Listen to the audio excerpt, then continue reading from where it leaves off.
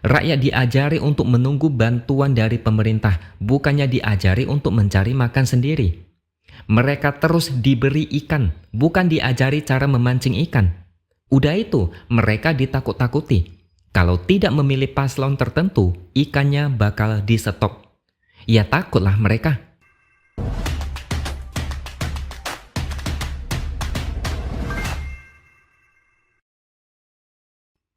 Halo, bertemu lagi dengan saya, X Hardy di Opini SeaWorld.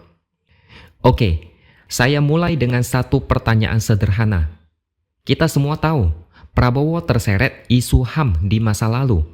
Keluarga korban terus mencari keberadaan anggota keluarganya yang diculik, tapi tidak jelas di mana keberadaannya. Kita juga tahu Gibran adalah cawapres produk dari hasil manuver MK yang meloloskan batas usia capres dan cawapres. Aturan diakali dengan penambahan satu kalimat. Bahkan beberapa hari menjelang pemilihan, film Dirty Vote dirilis untuk menyadarkan adanya potensi kecurangan yang masif. Tapi semua itu tidak mempan. Masyarakat seolah tidak tahu atau tidak mau tahu, atau mungkin masa bodoh dengan itu semua. Padahal banyak pihak yang sudah bersuara supaya masyarakat sadar. Bahkan akademisi, guru besar dari berbagai universitas di Indonesia mengkritik demokrasi yang makin hancur. Tapi tetap saja teriakan-teriakan itu dianggap angin lalu. Ada satu penjelasan dari seorang dosen Fakultas Ilmu Sosial dan Politik di UGM, Mada Sukmajati. Penjelasan dia ini kebetulan sejalan dengan penjelasan saya di video sebelumnya. Jadi dia berkata, isu demokrasi seperti HAM, konflik kepentingan dan moralitas pejabat negara tidak dibicarakan oleh sebagian besar masyarakat ekonomi bawah dan kelompok berpendidikan rendah. Makanya MK mau seenaknya kek, pejabat tidak netral kek, presiden mau cawe-cawe kek, ada film tentang kecurangan pemilu kek. Bagi masyarakat menengah ke bawah itu tidak penting dan itu bukan masalah serius buat mereka. Yang selama ini teriak demokrasi hancur adalah dari kalangan yang berpikir kritis dan logis, bukan dari masyarakat akar rumput. Menurut Survei Ekonomi Nasional Badan Pusat Statistik tahun 2021, 7 dari 10 penduduk Indonesia adalah orang dengan pendapatan menengah ke bawah. Selain itu, jumlah penduduk miskin Indonesia pada September 2022 mencapai 26 juta orang. Selain itu, jumlah penduduk yang berpendidikan sarjana hanya 6,4% pada Juni 2022. Sedangkan yang tamat SMA dan sederajat 20,8% atau sekitar 57 juta orang. Perlu kalian ketahui, sejak Jokowi menjabat pada 2014 lalu, jumlah penduduk miskin sekitar 27 jutaan orang. Artinya, sampai saat ini, angka kemiskinan tidak banyak berkurang. Sebelum COVID, angka kemiskinan sudah berkurang menjadi 24 jutaan orang. Tapi karena pandemi, angka kemiskinan naik lagi menjadi 27 jutaan orang. Dan sekarang ketika pandemi sudah berakhir, ekonomi sudah pulih, angka kemiskinan tetap bertahan di sekitaran 26 juta orang. Coba kita bandingkan dengan Cina yang jor-joran komitmen memberantas kemiskinan rakyatnya. Pada tahun 80-an, mayoritas rakyat di sana sangat miskin. Keadaan saat itu sangat memprihatinkan. Pada tahun 1990, ada 2/3 dari populasi atau sekitar 750 juta orang yang hidup di bawah garis kemiskinan.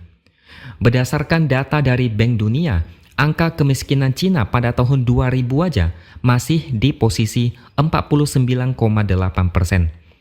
Pada tahun 2012, jumlah penduduk miskin menyusut drastis menjadi kurang dari 90 juta orang.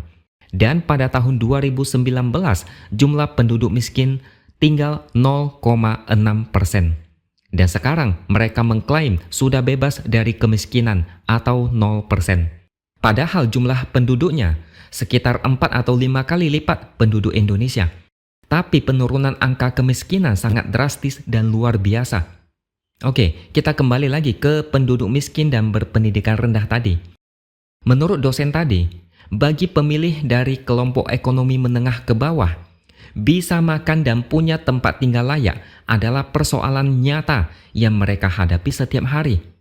Dan saya sangat setuju, kelompok ini enggak sempat mikirin politik, enggak sempat mikirin MK yang ugal-ugalan, enggak punya waktu mikirin apapun, karena otak mereka sudah cukup pusing memikirkan hari ini mau makan apa. Uang yang didapat hari itu kadang hanya cukup untuk 1 hari. Habis untuk beli beras dan lauk ala kadarnya. Mereka enggak tahu besok mau makan apa. Bahkan kadang tidak tahu apakah besok bisa makan 3 kali sehari atau tidak. Dan jumlah orang-orang di kelompok ini sangat banyak di negara ini.